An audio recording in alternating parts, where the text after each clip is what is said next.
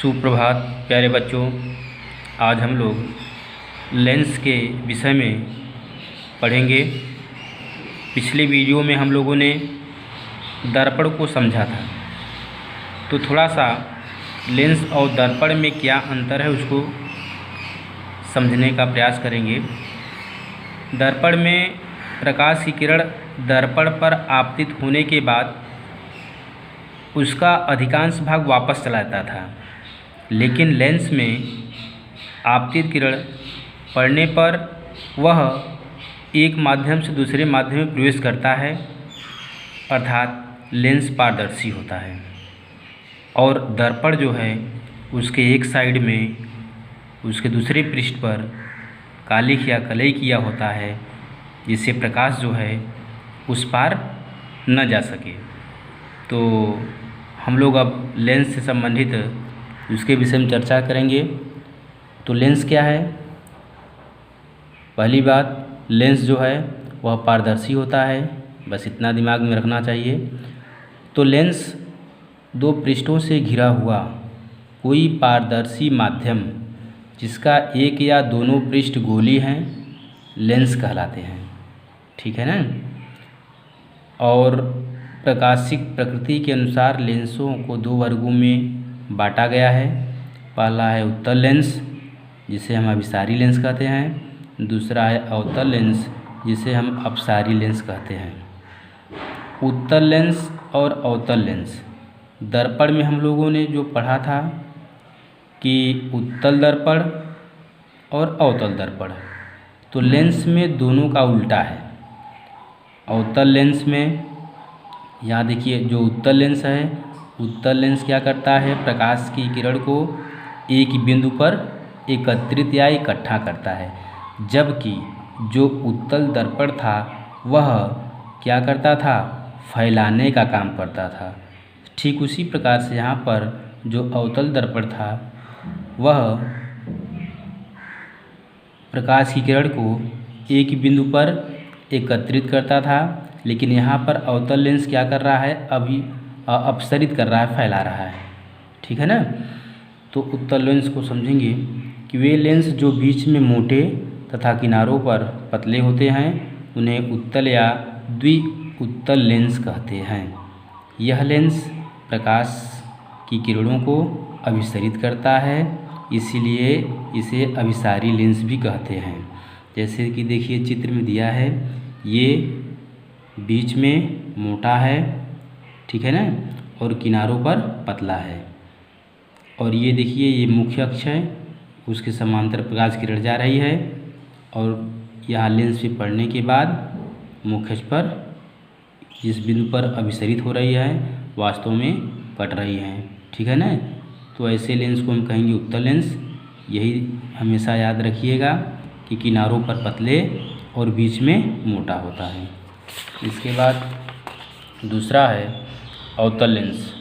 वे lens जो बीच में पतले तथा किनारों पर मोटे होते हैं उसे अवतल लेंस कहते हैं। इसे अपसारी लेंस भी कहते हैं, क्योंकि ये प्रकाश की किरणों को अपसरित करता है। इसे द्वि-अवतल लेंस भी कहते हैं। चित्र में देखिए, किनारों पर मोटे हैं और बीच में पतले हैं। ठीक उत्तल लेंस का विपरीत है। ये प्रकाश को क्या करता है? अपसरित करता है। यहाँ देखिए किरण पहुँची, इसके बाद बाहर तरफ भाग रही है, और इसको जब पीछे तरफ बढ़ाएंगे तो ऐसा लगता है कि इसका जो मुख्य फोकस है, प्रकाश किरण जो है यहीं से आपतित हो रही हैं। ठीक है ना?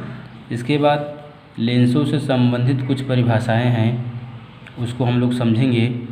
और दर्पण से संबंधित कुछ परिभाषाएं हम लोग समझे थे, बहुत ज़्यादा डिफरेंस नहीं है, थोड़ा सा समझने का प्रयास करेंगे, बाकी सब वही पुराना ही चीज़ है।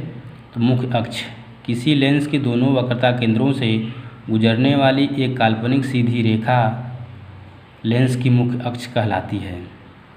इसके बाद वक्रता केंद्र है। लेंस के गोली पृष्ठ, जिस गोले के भाग होते हैं उस गोले का केंद्र वक्रता केंद्र कहलाता है।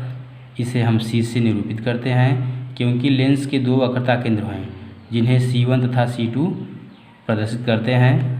इसके बाद है प्रकाशिक केंद्र। क्या है? मुख्य अक्ष पर स्थित वह बिंदु जिससे होकर जाने वाली प्रकाश की किरण अपवर्तन के पश्चात बिना विचलित हुए सीधी निकल जाती है। जब लेंस का प्रकाशीय केंद्र कहते हैं, इसे हम O से निरूपित करते हैं। इसके बाद वक्रता त्रिज्या है। लेंस जिस गोले का भाग होता है उस गोले की त्रिज्या को लेंस का वक्रता त्रिज्या कहते हैं। द्वारक क्या है? लेंस के अर्धवृत्ताकार सिरों के व्यास को लेंस का द्वारक कहते हैं। फोकस दूरी है। लेंस के प्रकाशित केंद्र व फोकस के मध्य के बीच की दूरी को फोकस दूरी कहते हैं। इसके बाद फोकस तल है कि लेंस के फोकस से होकर जाने वाले मुख्य अक्ष के अभिलंबवत तल को फोकस तल कहते हैं। फोकस या मुख्य फोकस क्या है? लेंस के दो फोकस होते हैं, प्रथम F1 तथा द्वितीय F2। गोली पृष्ठ के मुख्य अक्ष पर स्थित वह बिंदु जिससे गुजरने वाली प्रकाश की किरण अपवर्तन के पश्चात मुख्य अक्ष के समांतर हो जाती है, उस बिंदु को प्रथम फोकस कहते हैं। और इसी प्रकार लेंस के मुख्य अक्ष के समांतर चलने वाली प्रकाश किरणें लेंस के अपवर्तन के पश्चात मुख्य अक्ष के जिस बिंदु पर मिलती हुई प्रतीत होती हैं या मिलती हैं, उस बिंदु को द्वितीय फोकस कहते हैं। हम लोग एक चित्र के माध्यम से इसको समझने का प्रयास करेंगे और दर्पण में हम पहले ही इसको पढ़ा चुके हैं। यहाँ देखिए, सबसे पहले लेंस ये पारदर्शी है, इसमें दो सरफेस होते हैं, एक आपका ये हो गया और आपका ये हो गया, ठीक है ना। यहाँ से इसको हम क्लियर कर दे रहे हैं।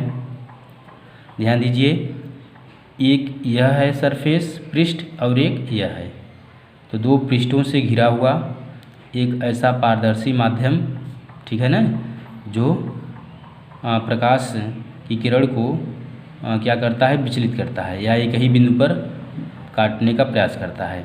तो यहाँ पे क्या हो गया? यह है उत्तल दर्पण बनाया है और यहाँ पे दो पृष्ठ हैं, ठीक है ना।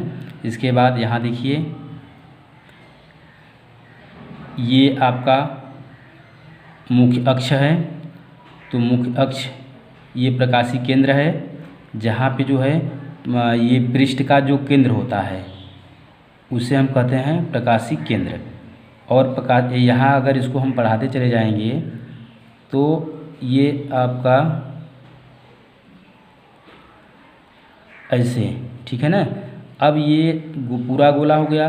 अब इसी का केंद्र जो है ये हो गया, एक केंद्र वक्रता केंद्र यह है। इसके बाद इसको जब बढ़ाएंगे तो यहाँ पर भी आपका एक वक्रता केंद्र आपका ये हो जाएगा, ठीक है ना, दोनों के बीच में। इसके बाद फोकस दूरी, प्रकाशीय केंद्र और फोकस के बीच की फोकस दूरी हो गया। द्वारक आपका ये हो गया, ठीक है ना। इसको बाकी दर्पण से समझ लेना। धन्यवाद।